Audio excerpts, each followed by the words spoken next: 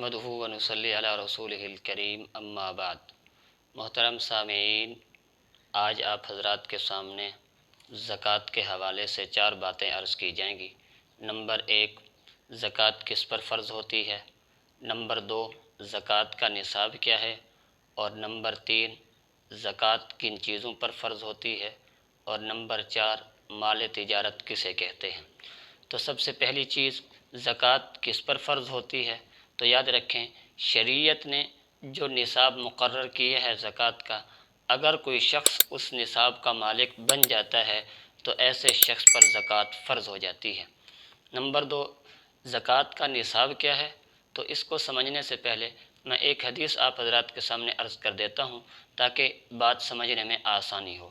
حضرت علی المرتضیٰ رضی اللہ تعالیٰ عنہ سے روایت ہے، وہ فرماتے ہیں کہ جناب نبی کریم صلی اللہ علیہ وسلم نے ارشاد فرمایا، اذا كانت لك 100 درہم وحال علیہ الحول ففیہا 5 دراہم، کہ جب تمہارے پاس 200 دراہم موجود ہوں اور وحال علیہ الحول، اور ان پر سال بھی گزر جائے، تو سال گزرنے کے بعد ان 200 دراہم پر 5 دراہم زکوٰۃ میں دینا فرض ہے۔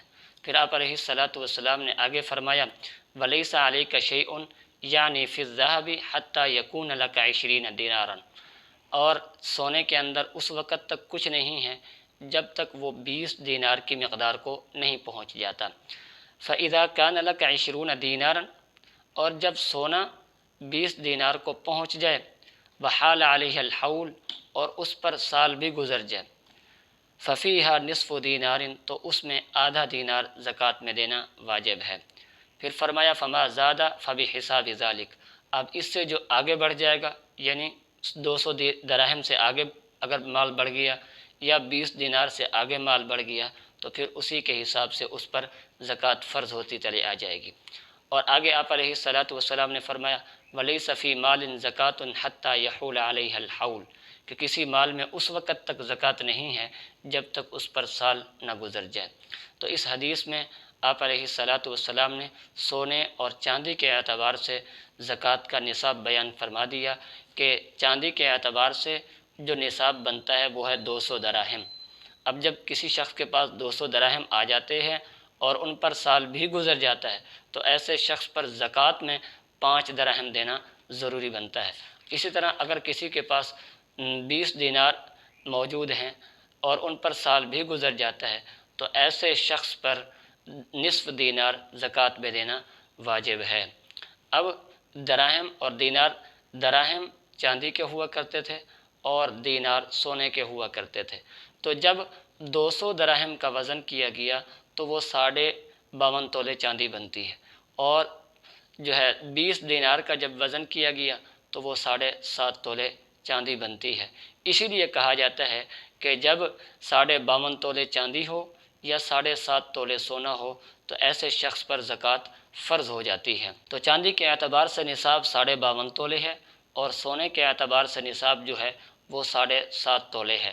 اب اگر کسی کے پاس 52.5 تولے چاندی موجود ہے یا 52.5 تولے چاندی کی مالیت موجود ہے یا 52.5 تولے چاندی کی مالیت کے برابر مال تجارت موجود ہے، یہ تینوں چیزیں علیحدہ علیحدہ موجود ہیں یا ان تینوں چیزوں میں سے تھوڑی تھوڑی مقدار میں موجود ہیں، تو پھر ان تمام چیزوں کو جمع کیا جائے گا۔ اب اگر ان کی مالیت جو ہے 52.5 تولے چاندی کی مالیت کو پہنچتی ہے تو پھر اس سے ضروری اخراجات جو ہیں انسان کے، جو ضروری گھریلو اخراجات ہیں ان کو انسان نکال لے، اور اگر کسی کا قرض دینا ہے قرض بھی نکال لے۔ اب ضروری اخراجات اور قرض نکالنے کے بعد اگر اس کے پاس اتنا مالیت بچتی ہے جو 52.5 تولے چاندی کو پہنچتی ہے تو ایسے شخص پر زکوٰۃ فرض ہو جاتی ہے۔ تو یہ ایک بات حدیث سے معلوم ہوئی۔ حدیث سے دوسری بات ہمیں معلوم ہوئی، آپ علیہ الصلاۃ والسلام نے فرمایا، ولیس فی مال زکوٰۃ حتی یحول علیہ الحول، کہ کسی مال پر زکوٰۃ اس وقت تک فرض نہیں ہے جب تک اس پر سال نہیں گزر جاتا۔ تو سال گزرنے کا مطلب کیا ہے؟ سال گزرنے کا مطلب یہ ہے کہ انسان اپنی زندگی میں جب پہلی مرتبہ صاحب نصاب ہوا، مثلا کسی کے پاس کہیں سے 2 لاکھ روپے 2.5 لاکھ روپے آ گئے، مثلا تنخواہ کے اندر ملے، اب اس نے اپنے ضروری اخراجات نکالے، ضروری اخراجات اس کے 50,000 کے ہیں یا اس کے ضروری اخراجات 30، 35، 40,000 کے ہیں۔ اب اس کے پاس رقم بچتی ہے 2,10,000، پوری بچتی ہے۔ تو اب یہ وہ رقم ہے جو آج کل کے دور کے اعتبار سے تقریباً 52.5 تولے چاندی کو پہنچتی ہے۔ اب یہ شخص جب اس کے پاس یہ 2.5 لاکھ روپے ہے، جس تاریخ کو، اس تاریخ کو انسان نوٹ کر لے، اگلے سال جب یہی تاریخ آئے گی، اب یہ شخص دیکھے کہ کیا اب بھی اس کے پاس اتنا مالیت ہے جو 52.5 تولے چاندی کو پہنچتی ہے۔ تو اگر تو اس کے پاس اتنا رقم اب بھی موجود ہے، جو سال کے شروع میں موجود تھی وہی سال کے آخری دن میں بھی موجود ہے، تو یہ شخص صاحب نصاب ہے، اس پر زکوٰۃ فرض ہو جاتی ہے۔ یہاں ایک مسئلہ بہت اہم ہے، وہ سمجھ لینا چاہیے۔ یہاں بعض لوگ یہ سمجھتے ہیں سال گزرنے کا مطلب یہ ہے کہ ہر چیز پر سال الگ گزرنا شرط ہے۔ مثلا کسی کے پاس وہ صاحب نصاب بنا 15 رمضان کو، اب اگلے سال 15 رمضان کو اس کو زکوٰۃ دینی تھی، اب اگلے سال 15 رمضان سے ایک دن قبل مثلا 14 رمضان کو اس کے پاس اتنا رقم اور آ گئی، 2 لاکھ روپے 2.5 لاکھ روپے اور آ گئے، تو اب یہ شخص سمجھتا ہے کیونکہ زکوٰۃ کے لیے سال گزرنا شرط ہے اور ان 2.5 لاکھ پر سال نہیں گزرا، لہٰذا اس کی زکوٰۃ مجھے نہیں دینی ہوگی۔ نہیں، بلکہ اس 2.5 لاکھ کی زکوٰۃ بھی انسان کو دینی ہوگی۔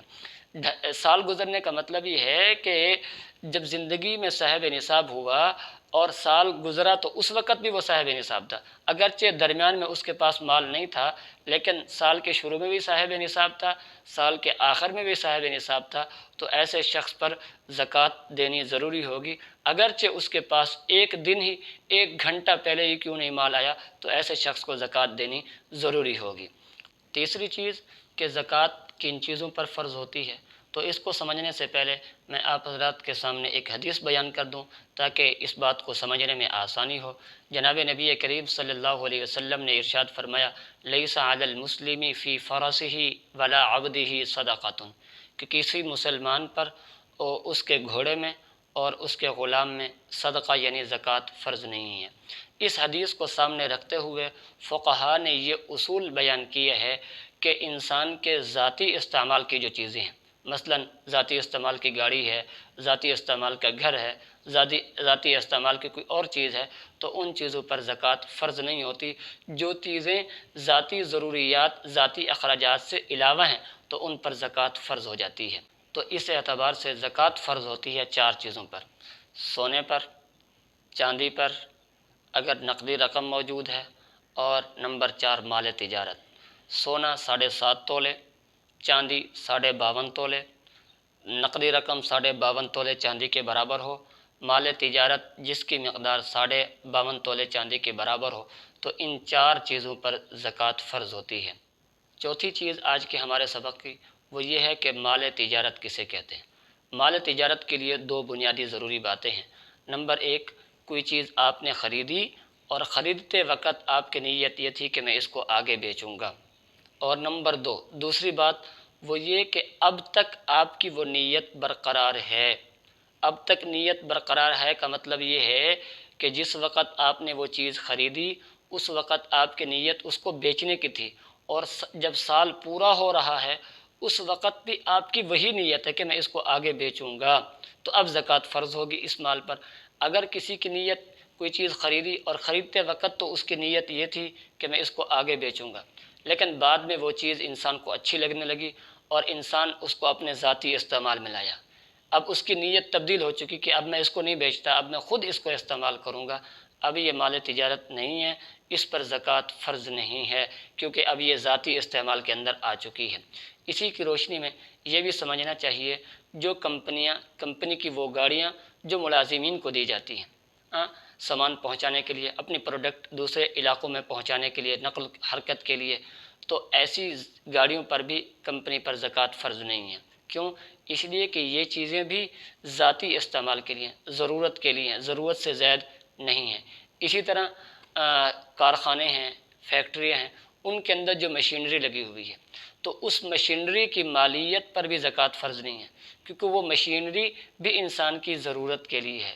اسی طرح اس کمپنی اور کارخانے اور فیکٹری جہاں وہ بنی ہوئی ہیں اس زمین کی مالیت پر بھی زکوٰۃ فرض نہیں ہے۔ اسی طرح اگر کسی شخص نے کوئی مکان خریدا اس نیت سے کہ اس مکان کو وہ کرائے پر لگا دے گا، اس سے جو کرایہ آئے گا اس کو وہ انسان اپنی ضرورت کے لیے استعمال کرے گا تو اس مکان پر بھی زکوٰۃ فرض نہیں ہوگی۔ زکوٰۃ کے فرض ہونے کے لیے یہ ضروری ہے مال تجارت میں کہ وہ خریدتے وقت بیچنے کی نیت ہو، اور نمبر دو وہ نیت اب بھی برقرار ہو، یعنی جب سال پورا ہو رہا ہے تو اب زکوٰۃ فرض ہوگی، وگرنہ زکوٰۃ فرض نہیں ہوگی۔